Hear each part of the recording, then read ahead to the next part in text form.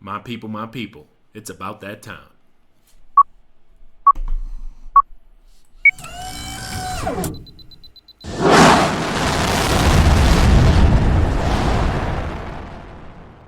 Like a boss.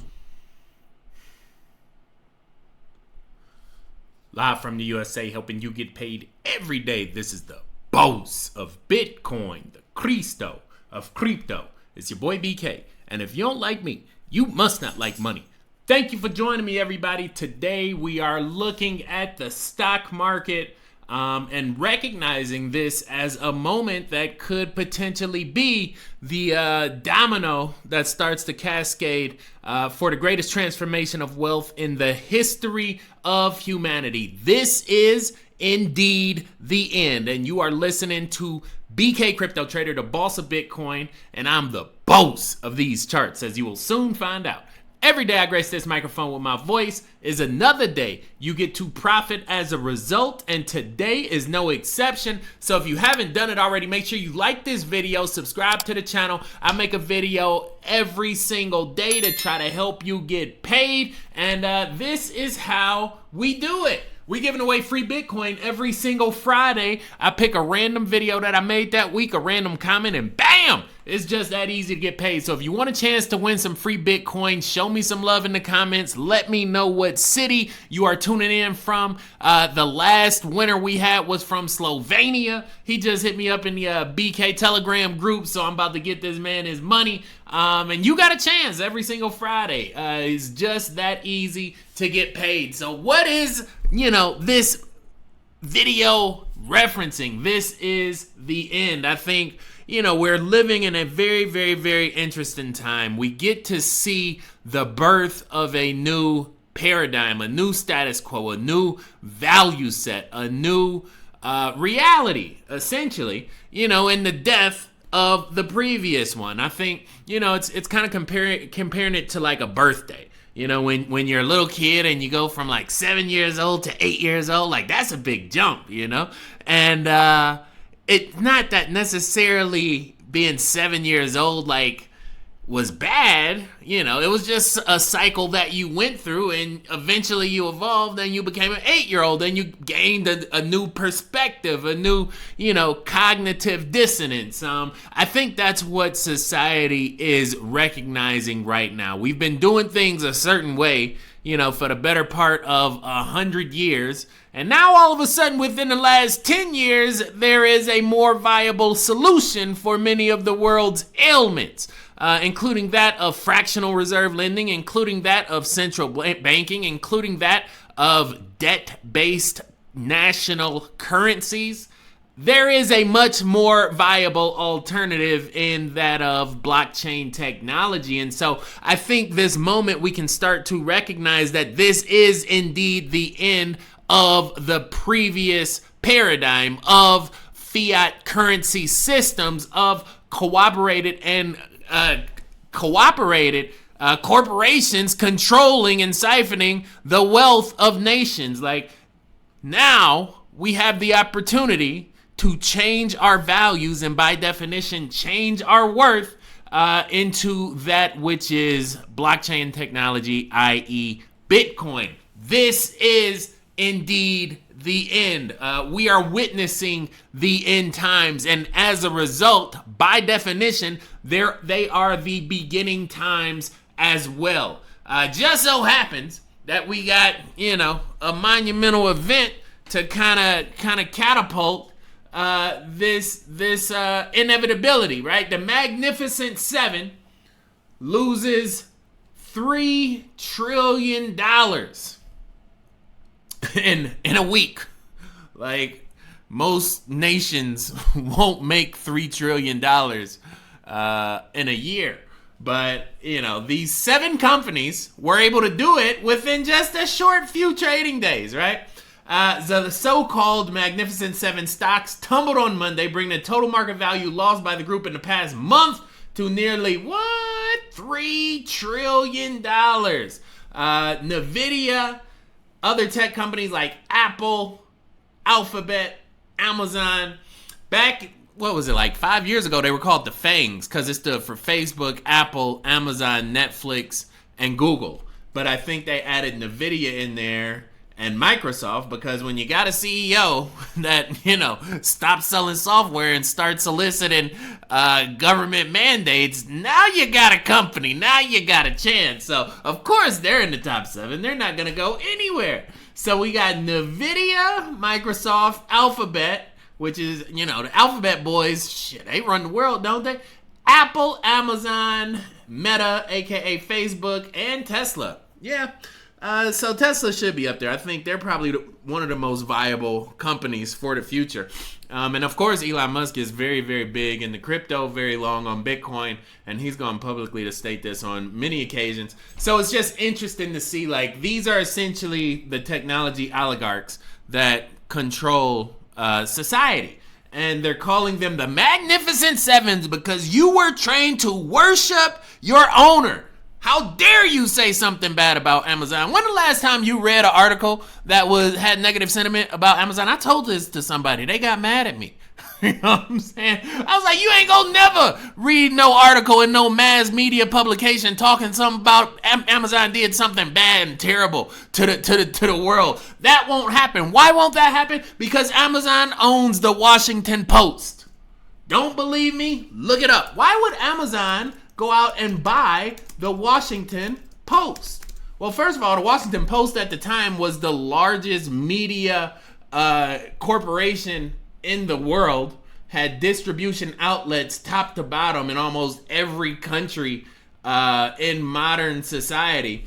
And Amazon purchased it for $250 million about 10 years ago because this was the plan. When you own something, the people that you just purchased, they're not allowed to talk bad about you. It's like, I'm the boss now. You say what I want you to say when I want you to say it, right? And this practice has basically matriculated through now a common mantra to where nobody knows anything bad about essentially any of these companies. Also, some of these companies are some of the biggest political donors in the world. For good reason. When you buy the puppet that's earning those votes, you don't care what the people think. You done bought the puppet, right? And when you buy both puppets, guess what? You just get to sit back and watch them dance. You see what I'm saying? Like, it's a whole different game out there with super PACs and lobbying group and special interest groups. Hundreds and hundreds and hundreds of billions of dollars that these corporations spend, and this company essentially leads the group. You have to understand that we live in a technologically driven society. There is only one way, and it is through digital. That's why I make these videos and just send them out to the ether, because it's like at some point somebody is going to hear these words, and at some point somebody is going to change their life by listening to them. I already changed mine for the better and not for the worse. So my goal from now until the day I leave this earth is to help as many people empower themselves with the knowledge that I've been afforded and the information I've been subsided through my life experiences. Why do I say that? I say that because we need to recognize the society that we live in. We need to recognize the board that we're a piece on. We need to recognize the game that is being played, and more importantly, how the game is being changed. And I'm getting animated because it's like, this is an important message, and I haven't thought these words in a long time, but it just popped up in my head. Wayne Gretzky, right? A lot of people don't know who Wayne Gretzky was. He was one of the best hockey players ever to play the game. He was basically like Michael Jordan of hockey. And this was in the early 90s. Pretty cool little dude out of Canada. I skate to where the puck is going, not to where the puck has been. Essentially, most people live their life moving towards the direction of an object that's no longer there, right? And this is kind of the carrot on the string with a corporation saying, oh, work for us for 30 years, you get your security, you get your benefits, you get your pension. And it's like, that's chasing an object that's never going to satisfy you. It's always moving.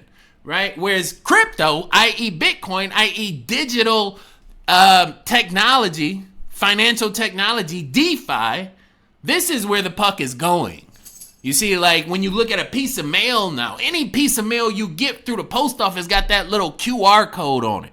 You notice after COVID, they stopped handing out menus and they said, no, you got to scan this QR code. Get used to this process. This is the future. We're introducing it right now, but this is where it's going. See, that QR code is synonymous with blockchain technology. That for all we know, whatever process they're running on that QR code is linked to the blockchain right now. It's just an off network system. Right? But every single QR code you see, just think Bitcoin, because the two are synonymous. And this is the moment that we have right now to recognize that the weakness in one piece is the strength in the other. We are indeed at the end cycle of the American empire. It's been going for 400 years. It need to die. Right? But the empire above that, Rome, that's been going for 2,000. You ain't supposed to talk bad about that one because, you know, they got that man in that white suit with that pointy hat, and he control a lot of people. So you can't say nothing bad about him because he ain't never done nothing bad ever. You know what I'm saying? Praise God. Right? Crazy world. This is the Magnificent Seven chart. Let me jump back on track. This is the Magnificent Seven chart. We use the boss method to accumulate our wealth in the markets. And this is how it works. 3 simple moving averages, a quick, a medium, and a long. And when you go breakout to breakdown, it automatically aligns to the Fibonacci sequence, which is beautiful, which means we have resonance within the system.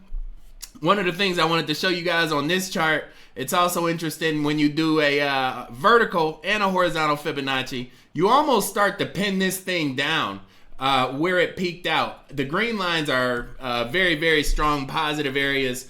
The yellow lines are lines of flux. But essentially when something breaks down, so when this chart broke down from green, and you see it even had his little resonance right there with that yellow zone, and then it broke through that, this is the next area of the chart that the energy will be centered towards. Notice how on one side it served as a ceiling, right? Top-down suppression. Hit it once, broke down, hit it again, broke down. Once it got through it, it ran. So more than likely, this is where the market is going next. What does that mean? That means we still have a little bit to go. We're not at the bottom quite yet. And so far as Wall Street is concerned, and so far as the fangs are concerned, this is the tip of the iceberg. If this goes down, the whole ship follows, right? And so right now, but it's very easy. Like when you have a pyramid scheme, and that's what essentially America has built, a corporate oligarchy. You know, siphon the wealth, siphon the resources, siphon the political allegiances and alliances, siphon the wealth into a very, very few hands, you know. But once they tip their hand, the rest of the market has to follow, right? For now. So this is basically the expected path, right? I think what's really cool about this chart, you start to see time. So I think this is going to be a notable event, 9/11. Oh boy, 2024. That's essentially where these two lines intersect. That's about a month away. So probably over the next month, you know, you'll see these top stocks lose another 3 to 5% on the low end. Could drop down as low as 39, but I don't necessarily see that. You could have something where it sells off, right? It does something like this. Could go up, come back down, start to balance out. This is going to be where it wants to settle at. And so it has essentially between September and, what's this, probably November, Thanksgiving, to settle down right around this area. Once it does that, then it could, if it wanted, you know, gain enough steam to have another rally. Otherwise, I think this is the end of the bull market that we have been a part of. We are we're watching the longest running bull market in the history of the world. In the history of the world. We're like 17, 18 years and running. It's crazy. Let me see. This was in 2018, but yeah, they talk about back in 2018, it was the longest bull market. There you go, right? So we're like 6 years overdue. So yeah, there it goes right there. August 18th, like the longest bull market in history. So just add another 1,500 days on that, and that's where we're at. So the chickens got to come home to roost at some point. And I think, you have guys like Warren Buffett, selling 50% of one of the top companies in the world. What does he know that the rest of us don't? It's like Enron. If you ever watched that movie Enron, go back and watch that documentary. It's called The Smartest Guys in the Room.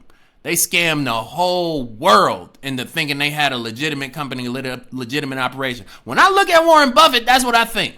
I was like, that man is pimping everybody in the room. He like the smartest one. And people worship him for it. He one of the richest men in the world, and they love him.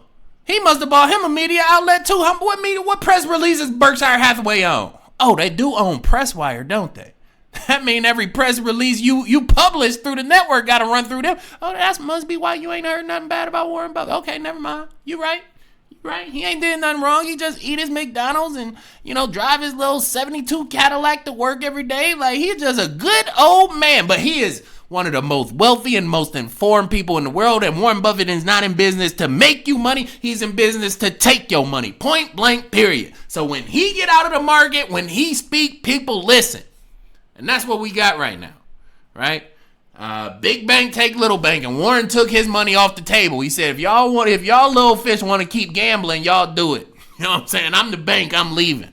So now you got a situation to where it's monkey see, monkey do with hundreds of billions of dollars, and we're just waiting to see how many monkeys go stay in the game long enough. But guess what? We got this one thing called the Great Depression that happened, 1929. And, they were selling brand new cars for $100. Man, if I go back in time, that would have been a very, very interesting time to be alive. I'll tell you that right now. But this is a very interesting time. In fact, this is probably more intriguing because there's so many different forces happening. Like, life was a lot simpler back then. Like, you just found you a woman, got you a little house, you know what I'm saying? Had 2 or 3 kids, went to war and died. That's it. That was your life. That was most of the lives back then. But now, it's like, I feel like this is what we have to look forward to. Because history always repeats itself. And I think before this event turns 108 years old, it will happen again. So right now it hasn't even turned 100 yet. It's about to turn 100. But I think 108 is like the magic number when you're talking about cycles. So we're almost very, very, very likely to experience something like this within our near lifetime, within the next generation. And this is why they're talking about it. It's called social engineering, to where they basically tell you what's going to happen and get your mind used to expecting that event. Talk about it right now, 5, 10, 15 years out. So that when we do it, y'all been talking about it long enough, y'all should have known it was going to happen. This is called universal basic income. Right? This is what the billionaires are saying. We need to supply the peasants with bread and circus, so that when we take their jobs, i.e. AI, i.e. Amazon warehouses no longer even employing humans, i.e. everything will be run by computers, you will own nothing and you will be happy. They don't go rioting in the streets, and they still got, some chump change to give to us at our earliest convenience. It's called universal basic income.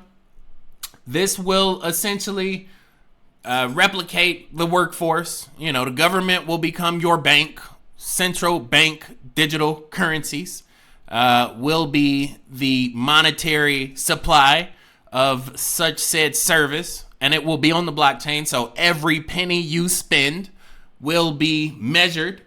Every vendor you transact with will be accounted for. And if you spend money somewhere you wasn't supposed to spend money with somebody that we don't like, guess what? Cut it off. You outcast, you blackballed, you B-listed.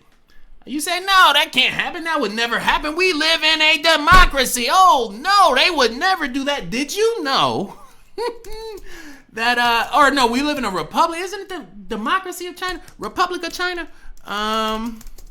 Before China changed its name, they changed their name like 2 or 3 times since I've been alive. But it used to be like the People's Democracy. That was one of them right there. What was it called? Man, I hate when this stuff just pop in my head and it don't line up. It was like the People's Republic of China. Oh well. Essentially, the Republic of China, right here, is very, very similarly aligned to the Republic of America. It's just that one is in front by about 100 years. And China, when it comes to suppressing their people and stripping away their rights and using technology to enforce a slave-like civilization, they're about 20 years ahead of America right now. And they have what's called a social credit system. And this is the status quo in China. You say something that we don't like, you even jaywalk when you walk across the street when you ain't supposed to walk across the street. Oh, guess what? You know they got gas stations right now where you got to scan your little badge to let you know how high you rank on their social system, and they track your face every single intersection. Let you walk across the street, not pay your ticket. They gonna knock on your door and take you to jail. Like this is the reality right now in China, and it's coming here. Why is it coming here? Because China owns the blockchain, and they got half of the real estate in America locked down. And oh, by the way, they bailed us out in 2008, and that note's about to come due. You know what I'm saying? You only got about a good 20 years, to pay back somebody, and you either pay it back in blood or you pay it back in gold, and we ain't got no gold. So something got to happen. Something got to happen. You just better watch the field that's changing right now. Watch these pieces that's moving. Call me what you want to call me. All I know is I ain't gonna be a part of it. I'm buying land in a third world country somewhere. Why do they call it the third world? Because that's who gets the money next. You know what I'm saying? We had the old world. We are in the new world. 1 + 2 = what? 3. I'm going to third world. You got Colombia. You got Belize. You got Mexico. You got India. You got Singapore. You got Taiwan. You got a lot of places in our world right now that are going to start to receive financial capital and capability. And this, is the major opportunity, I think, for wealth accumulation is to tie into those local economies. So I say all that to say the game is indeed changing.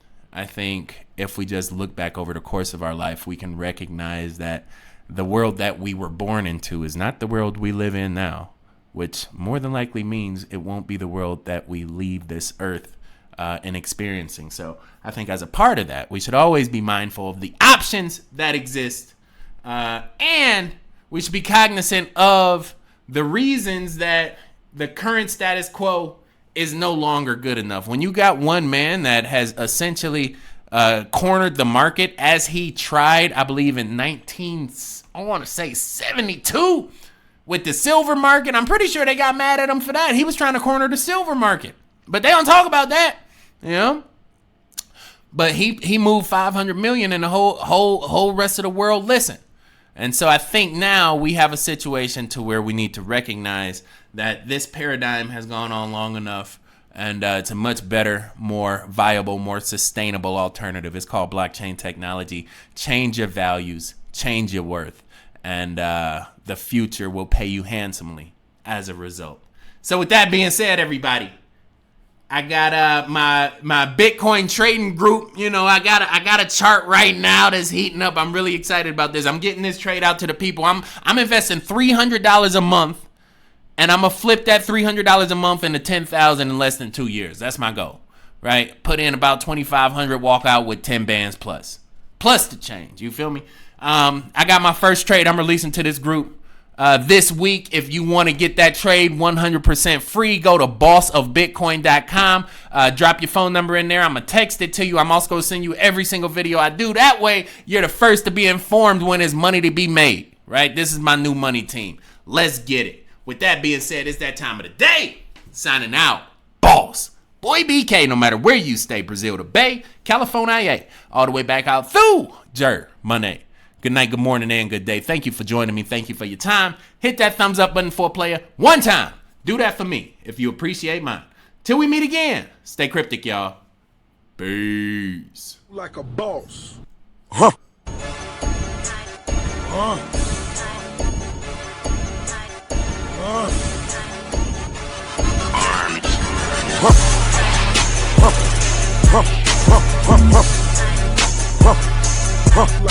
a boss.